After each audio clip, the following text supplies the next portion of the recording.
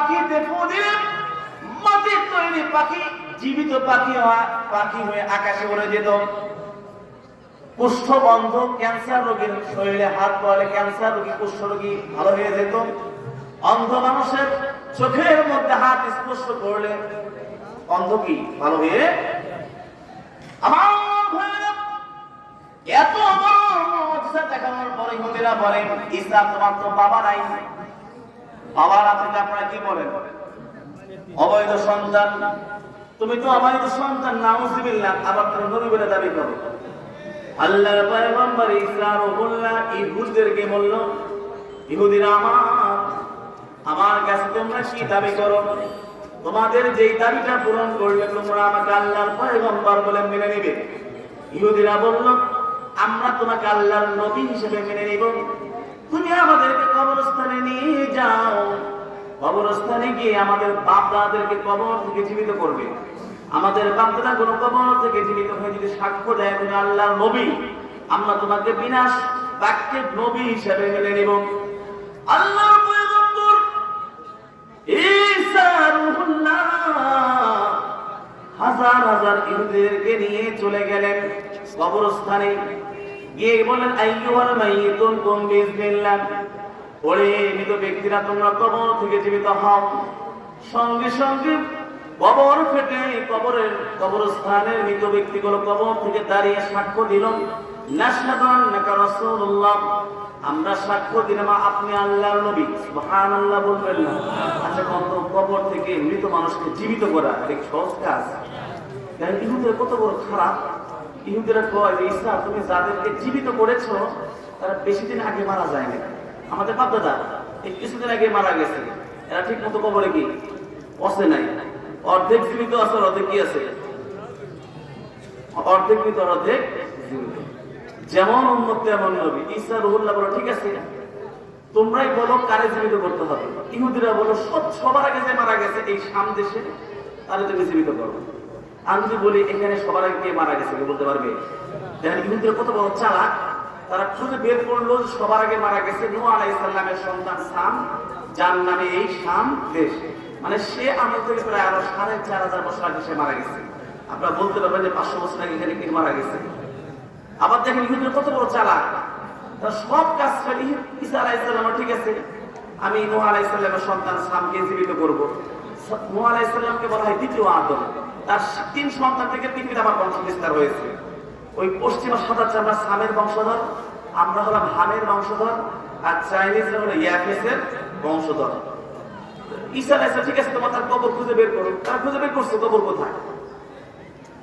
আল্লাহর পয়গম্বর ঈসা রূহুল্লাহ পরের দিন হাজার হাজার ইহুদিদেরকে নিয়ে নূহ আলাইহিস সালামের সন্তান সামের কবরের পাশে চলে গেল। গিয়ে বলল, ইয়া সাম ইবনে নূহ, কুম বিসমিল্লাহ, রে নূহের সন্তান সাম আল্লাহর নির্দেশে কবর থেকে জীবিত হও। সঙ্গে সঙ্গে নূহ আলাইহিস সালামের সন্তান কবর থেকে জীবিত হয়ে কবরের উপরে দাঁড়িয়ে গেল। সুবহানাল্লাহ বললেন। বিশাল লম্বা মানুষ, ইহুদিরা এইভাবে তাকায়, যতদিন ইহুদিদের চোখ যায় সামের দেহটাই দেখা যায়। সুবহানাল্লাহ বলবেন না? আদম আলাইহিস সালাম ৬০ হাত ছিলেন, আমরা কয় হাত? কিয়ামতের আগে বেগুন গাছ থেকে বেগুন পাড়ার জন্য মানুষ কি লাগাবে? বই লাগাবে, কত খাটো হয়ে যাবে। মানুষ বলে আর কি, এটা বাস্তবতা। আমার ভাইরা, ইহুদিরা ভয় পেয়ে গেল। ঈসা রূহুল্লাহ তাকে দেখতে পেলে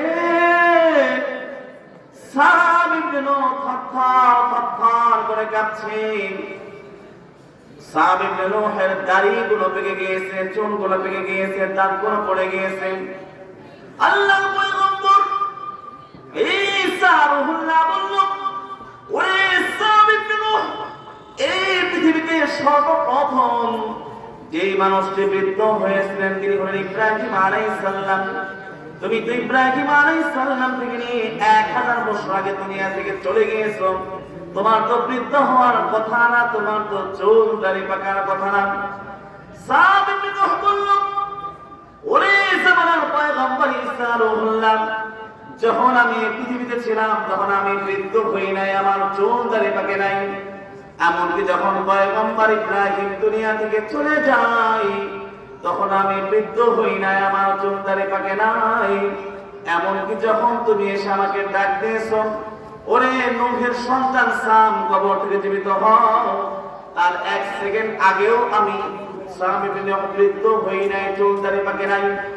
যখন তুমি এসে আমার ডাক দিলে, ইয়া সাম ইবনে নূহ বিসমিল্লাহ, ওরে নূহের সন্তান সাম, আল্লাহর নির্দেশে কবর থেকে জীবিত হও। আমি ভাবলাম কিয়ামত হয়ে গিয়েছে, কিয়ামতের সময় মানুষগুলো কবর থেকে জীবিত হবে, জীবিত আল্লাহর সামনে দাঁড়িয়ে দুনিয়ার জীবন সম্পর্কে হিসাব জবাবদিহি করতে হবে, হিসাব দিতে হবে। কিয়ামতের ডরে, কিয়ামতের ভয়ে আল্লাহর সামনে আমাকে দাঁড়াতে হবে। এই ভয়ে আমি সাম ইবনে নূহ বৃদ্ধ হয়ে গেছি, আমার চুল দাড়ি পেকে গেছে। লা উকসিমু বিয়াউমিল কিয়ামাতি ওয়ালা উকসিমু বিন-নাফসিল লাওয়ামা আয়াহসাবুল ইনসানু আল্লান নাজমা'a 'ইযামা ইযা যুলজিলাতিল আরদু জিলজালাহা ওয়া আখরাজাতিল আরদু আসকালাহা ওয়া ক্বালাল ইনসানু মা লাহা। আমার ভাইরা, কিয়ামতের দিন মানুষগুলো কবর থেকে জীবিত হবে, তাকে দেখতে পাবে পায়ের নিচে স্বর্ণের পাহাড় পড়ে আছে, রূপার পাহাড় পড়ে আছে। মানুষগুলো আফসোস করে বলে, আরে এই সেই সোনা রূপা যার কারণে বাবা ছেলেকে খুন করেছে, ছেলে বাবাকে হত্যা করেছে, ভাই বোনের সম্পর্ক নষ্ট করেছে, আজ পায়ের নিচে স্বর্ণের পাহাড় পড়ে আছে, তার কারণ সময়টাও নাই।